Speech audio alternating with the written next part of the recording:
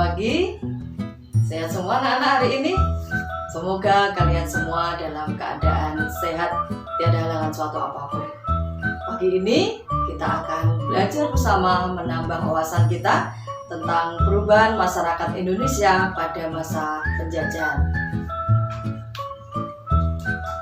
Kita akan mempelajari kompetensi dasar 3.4, yaitu menganalisis kronologi, perubahan, dan kesinambungan ruang dari segi geografi, politik, ekonomi, pendidikan, sosial, dan budaya dari masa penjajahan sampai tumbuhnya semangat kebangsaan. Nah, tujuan belajar kita hari ini apa anak-anak? Tujuan belajar kita hari ini adalah kalian atau siswa dapat mengkaji perubahan masyarakat Indonesia pada masa penjajahan.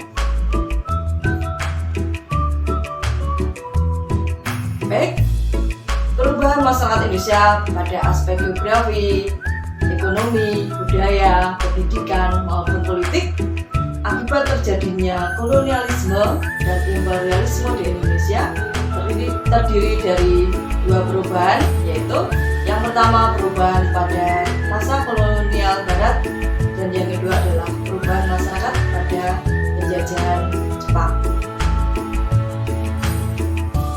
Kita mulai dari yang pertama ya. Perubahan pada masa kolonial barat terdiri dari yang pertama perluasan penggunaan lahan, persebaran penduduk dan urbanisasi, pengadaan tanaman baru, penemuan tambang-tambang, transportasi dan komunikasi, perkembangan kegiatan ekonomi, mengenal uang, perubahan dalam pendidikan, perubahan dalam aspek politik, dan yang terakhir, perubahan dalam aspek budaya. Kita mulai dari yang pertama, yaitu perluasan penggunaan lahan.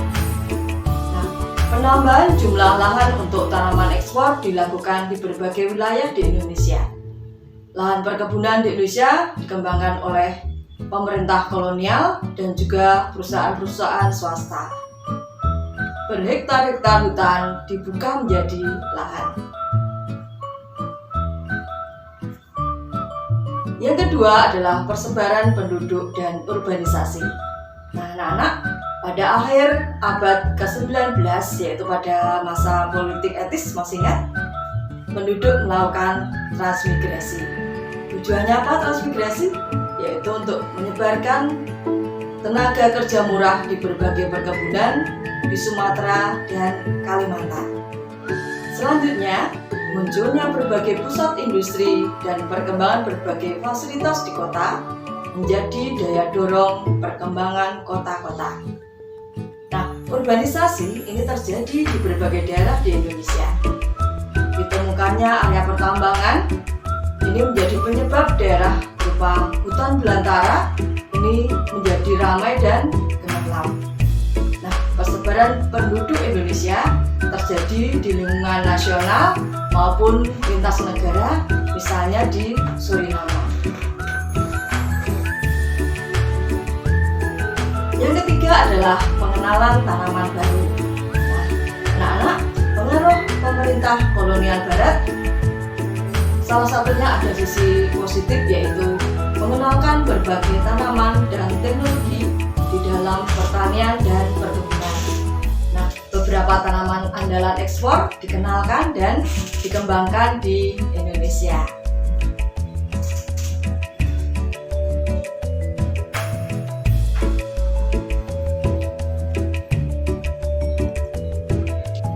Yang keempat adalah penemuan tambang-tambang.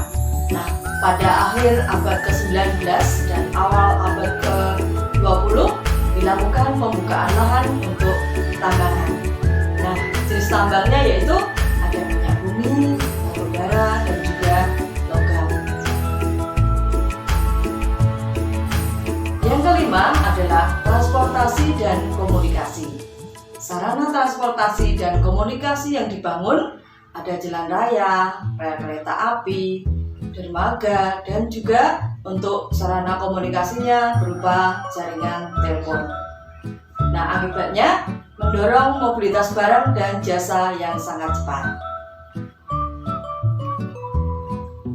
Selanjutnya ada perkembangan kegiatan ekonomi. Nah, perubahan pada kegiatan produksi, konsumsi, dan distribusi. Nah, kegiatan produksi dalam bidang pertanian dan perkebunan semakin maju dengan ditemukannya teknologi pertanian yang bervariasi. Pembukaan berbagai perusahaan melahirkan berbagai jenis pekerjaan dalam berbagai bidang. Contoh, ada kuli bangunan, mandor, dan administrasi di berbagai perusahaan, pemerintah maupun swasta. Adanya kenaikan signifikan pada masa penjajahan Barat berupa kegiatan ekspor impor. Selanjutnya, mengenal uang. Nah, pada masa kekuasaan kolonial Barat, uang mulai dikenalkan sebagai alat pembayaran jasa tenaga kerja. Dan masyarakat mulai menyenangi uang karena dianggap lebih mudah digunakan. Selanjutnya, perubahan dalam pendidikan. Ada dua jenis pendidikan yang dikembangkan pada masa pemerintah kolonial Barat. Yang pertama adalah pendidikan yang dikembangkan oleh pemerintah, dan yang kedua adalah pendidikan yang dikembangkan oleh masyarakat. Pendidikan modern berpengaruh pada perluasan lapangan kerja pada masyarakat Indonesia. Munculnya elit intelektual memunculkan jenis pekerjaan baru, ada seperti guru, administrasi, pegawai pemerintah, dan sebagainya. Selanjutnya adalah perubahan dalam aspek politik. Perubahan pada aspek politik berupa dikenalnya sistem pemerintahan baru. Pada masa kolonial Barat dikenal gubernur jenderal, presiden, bupati, dan lain-lain. Para penguasa kerajaan menjadi kehilangan kekuasaannya, digantikan dengan kekuasaan pemerintah kolonial Barat. Perubahan dalam aspek budaya.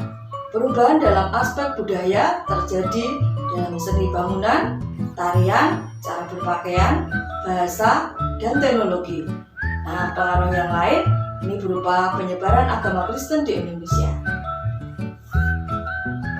Yang kedua, berupa perubahan masyarakat pada masa penjajahan Jepang.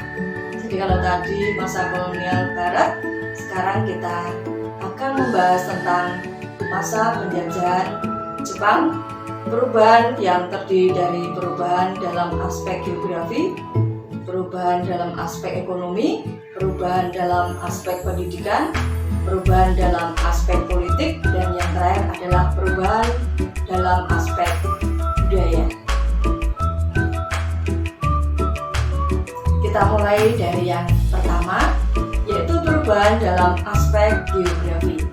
Nah, ciri penting pada masa kependudukan Jepang adalah eksploitasi kekayaan alam. Jepang menggerakkan tanaman rakyat yang mendukung Jepang dalam Perang Dunia Kedua. Tanaman jarak dikembangkan sebagai bahan produksi minyak yang dibutuhkan sebagai mesin perang. Romusa dan kesengsaraan menyebabkan angka kematian penduduk tinggi. Yang kedua yaitu perubahan dalam aspek ekonomi. Nah, sistem ekonomi perang Jepang ini membawa kemunduran perekonomian Indonesia. Putusnya hubungan dengan perdagangan dunia mempersempit kegiatan perekonomian di Indonesia. Perkebunan tanaman ekspor diganti menjadi lahan pertanian untuk kebutuhan sehari-hari. Pembatasan ekspor menyebabkan sulitnya bahan pakaian. Nah, anak-anak, wajib setor padi dan tingginya pajak pada masa pendudukan Jepang menyebabkan terjadinya kemiskinan yang luar biasa dan juga angka kematiannya tinggi.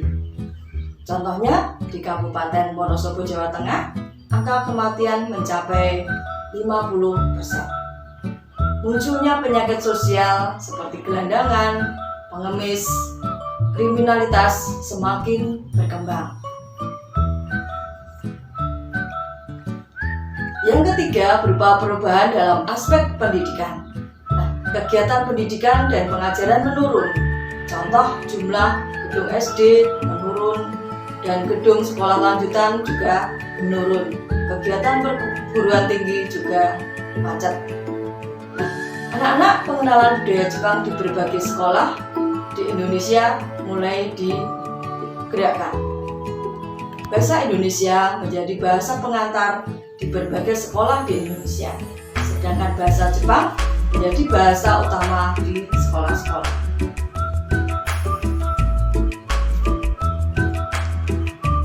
Selanjutnya yang keempat adalah perubahan dalam aspek politik. Jepang melarang dan membubarkan semua organisasi politik yang pernah ada pada masa kolonial Belanda. Nyai yang diperbolehkan hidup karena organisasi ini dikenal sangat anti budaya barat, atau dalam hal ini adalah Belanda. Kempai selalu memata-matai gerak-gerik organisasi pergerakan nasional. Akibatnya muncul gerakan-gerakan bawah tanah. Nah, yang dimaksud dengan Kempai atau dalam bahasa kanji Ken, Hei, T adalah unit militer yang menjadi polisi rahasia sekaligus polisi militer yang ditempatkan di seluruh wilayah Jepang termasuk Indonesia yang merupakan wilayah jajahan. Selanjutnya adalah perubahan dalam aspek budaya.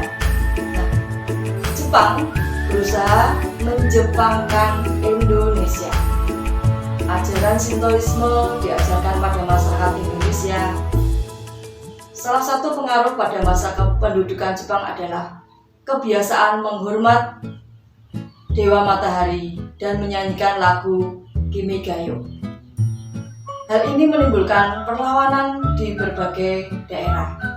Nah, perkembangan bahasa Indonesia mengalami kemajuan pada masa ini.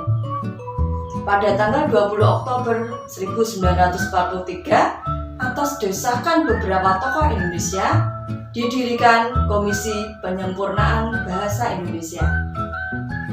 Tugas komisi ini adalah menentukan istilah-istilah modern dan menyusun suatu tata bahasa normatif serta menentukan kata-kata yang umum bagi bahasa Indonesia.